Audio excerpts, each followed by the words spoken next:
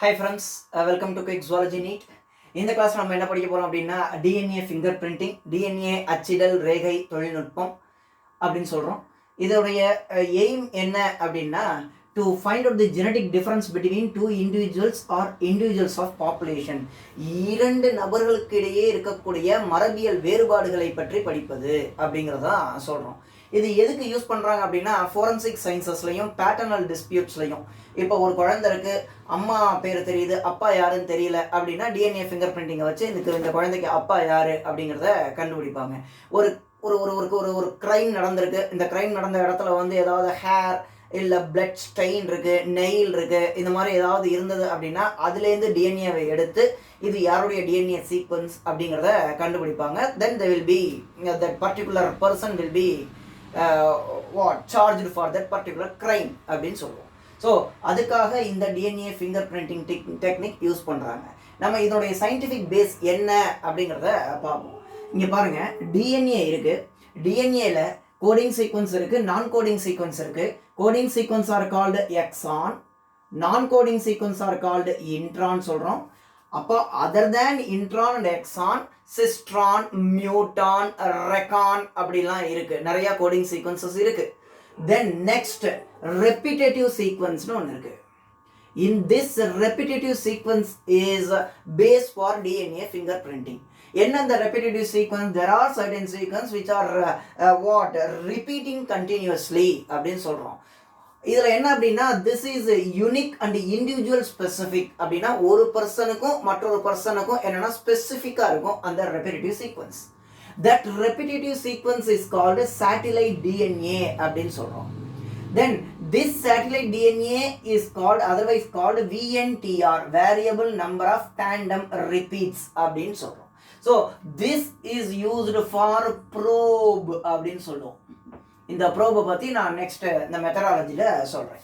The based on the base composition, அதாவது A:T or G:C rich. ஏன்னா GCன்னு இந்த complementary சீக்வன்ஸில் வரலாம், இல்லை AT அப்படிங்கிற சீக்வன்ஸ்லையும் வரலாம். So based on the base composition, length of segment and number of repetitive units, the satellite DNA is classified into two types. One is microsatellite, another one is mini satellite அப்படின்னு சொல்கிறோம். இப்போ பாருங்க, இப்போ இந்த மெத்தடாலஜியை ஒரு சிம்பிள் டயக்ராமில் எக்ஸ்பிளைன் பண்ணியிருக்காங்க. நான் என்னங்கிறத முதல்ல மெத்தடாலஜி சொல்லிட்டு அதுக்கப்புறம் இந்த டயக்ராம் பற்றி சொல்கிறேன். ஓகே, மெத்தடாலஜியில் first we need to isolate the DNA from crime scene இருக்குது அப்படின்னா, இல்லை ஒரு பேட்டர்னல் டிஸ்பியூட்ஸ் இருக்குது அப்படின்னா we need to isolate the DNA from the particular person or from the crime scene. Then digestion of DNA by restriction endonuclease. இங்க பாருங்க, restriction எண்டோநியூக்ளியஸ்னா we can make the DNA into fragments அப்படின்னு சொல்றோம், many random fragments. Then after making the many random fragments, the separation of DNA fragments by electrophoresis. எலக்ட்ரோஃபோரசிஸ்னா ஒன்றும் இல்லைங்க, paste on the molecular wait என்ன ஆகும் அப்படின்னா ஒவ்வொரு ஃப்ராக்மெண்ட்டும் வந்து செப்பரேட் ஆகி அங்கங்கே நின்றுக்கும். So it will be sedimented based on their molecular weight அப்படின்னு சொல்கிறோம். அதுக்கு that is called electrophoresis. அதுக்கப்புறம் பாருங்க, electrophoresis பண்ணதுக்கப்புறம் transferring or blotting of separated DNA fragment to synthetic membrane or nitrocellulose filter paper. இதை நான் வந்து எப்போவுமே ஒரு சின்ன ஒரு எக்ஸாம்பிளாக நான் வந்து ஒன்று சொல்கிறது. அப்படி என்ன அப்படின்னா, ஏதாவது ஒரு ஸ்நாக்ஸ் சாப்பிட்றீங்க, ஒரு ஆயிலி ஸ்நாக்ஸ் சாப்பிட்றீங்க, ஒரு வடை அந்த மாதிரி ஏதாவது ஒன்று சாப்பிட்றீங்க அப்படின்னா ஒரு பேப்பரில் என்ன பண்ணுவீங்கன்னா அந்த வடையை அப்படியே வச்சிங்க அப்படின்னா அந்த எண்ணெயை அப்படியே உறிஞ்சி அப்படி ஒரு ஜஸ்ட் ஒரு ப்ரெஸ் பண்ணிங்க அப்படின்னா என்ன ஆகும் அப்படின்னா எண்ணெயை பூரா அதை அப்சார்வ் பண்ணிக்கும். ஸோ இந்த சேம் வே இந்த டிஎன்ஏ ஃப்ராக்மெண்ட்டை இந்த பிளாட்டிங் பேப்பரை வச்சு அப்படி ஜஸ்ட் என்ன பண்ணுவாங்க அப்படின்னா வச்சுட்டாங்க அப்படின்னா all the fragments are absorbed into that nitrocellulose filter paper. எப்படி ஒரு ஃபில்டர் பேப்பர் தண்ணியை உறிஞ்சுதோ அந்த மாதிரி இங்கே நைட்ரோசெல்லுலோஸ் ஃபில்டர் பேப்பர் அப்படின்னு இருக்குது. அந்த ஃபில்டர் பேப்பர் என்ன பண்ணும் அப்படின்னா இந்த டிஎன்ஏ ஃப்ராக்மெண்ட்ஸை அப்படியே இம்பைபு பண்ணிக்கும், ஒட்டிக்கும் அப்படின்னு சொல்லுவோம். தென் ஹைப்ரிடைசேஷன் வித் VNTR ப்ரோப் அப்படிங்கிறோம். ஓகே, இப்போ டிஎன்ஏவை இந்த மாதிரி பண்ணியாச்சு. இப்போ நமக்கு இருக்கக்கூடிய டிஎன்ஏ சீக்வன்ஸுக்கு காம்ப்ளிமெண்ட்ரி இருக்கா, இப்போ ஒரு கிரைம் சீன்லேருந்து ஒரு டிஎன்ஏ எடுத்திருக்கேன், அந்த டிஎன்ஏக்கு காம்ப்ளிமெண்ட்ரி இங்கே இருக்கா அப்படிங்கிறத பார்க்குறோம். இல்லை அதே டிஎன்ஏ சீக்வன்ஸ் இங்கே இருக்கா அப்படிங்கிறத பார்க்கறதுக்கு தான் hybridization with VNTR probe. VNTR is otherwise I already told you variable number of tandem repeats. அது repetitive sequence.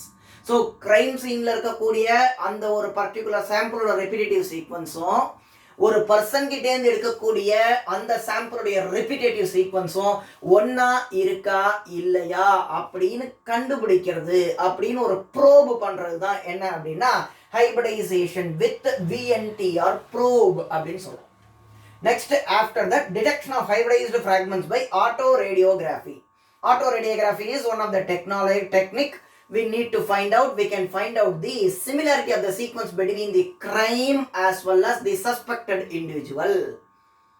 ஸோ ஒரு கிரைம் இடத்துல இருக்கக்கூடிய அந்த சாம்பிளில் இருக்கக்கூடிய சீக்வன்ஸையும் யார் சஸ்பெக்ட் பண்ணுறோமோ அந்த இண்டிவிஜுவல் சீக்வன்ஸும் ஒன்றா இருக்கான்னு ஃபைனலாக பார்க்குறது என்ன அப்படின்னா ஆட்டோ ரேடியோகிராஃபி டெக்னிக் அப்படின்னு சொல்லுவோம்.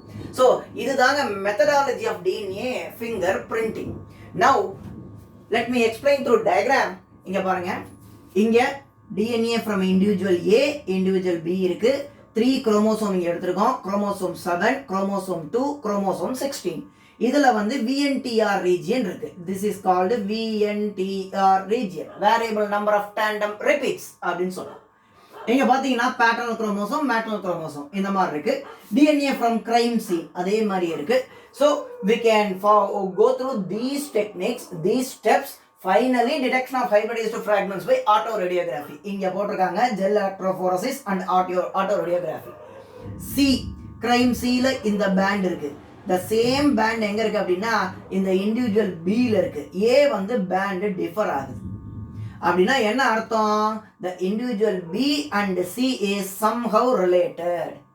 இப்போ கிரைம் சீன்ல வந்து இப்போ இண்டிவிஜுவல் சி உடைய சாம்பிள் இருக்கு அப்படின்னா அந்த சாம்பிளை எடுத்துட்டு இந்த இண்டிவிஜுவல் பியோட சாம்பிளை செக் பண்ணும்போது ஒன்னா இருக்கும்போது so he will be what means victim of that incident, he will be the crime or he will be charged அப்படின்னு சொல்றோம். சப்போஸ் இது ஒரு குழந்தையுடைய டிஎன்ஏ சாம்பிள், இந்த குழந்தைக்கு அப்பா யாருன்னு தெரியணும், இண்டிவிஜுவல் ஏயா இண்டிவிஜுவல் பியான்னு. இந்த இண்டிவிஜுவல் இந்த குழந்தையோட டிஎன்ஏ சாம்பிளும் இந்த இண்டிவிஜுவல் பியோடைய டிஎன்ஏ சாம்பிளும் ஒரே மாதிரி இருக்கு அப்படின்னா என்ன அர்த்தம் அப்படின்னா இந்த சிங்கிற குழந்தைக்கு அப்பா யாரு அப்படின்னா பி அப்படின்னு நம்ம சொல்லுவோம். So for this purpose only the DNA fingerprinting is used. Not only this purpose, all other purpose, this purpose is mainly.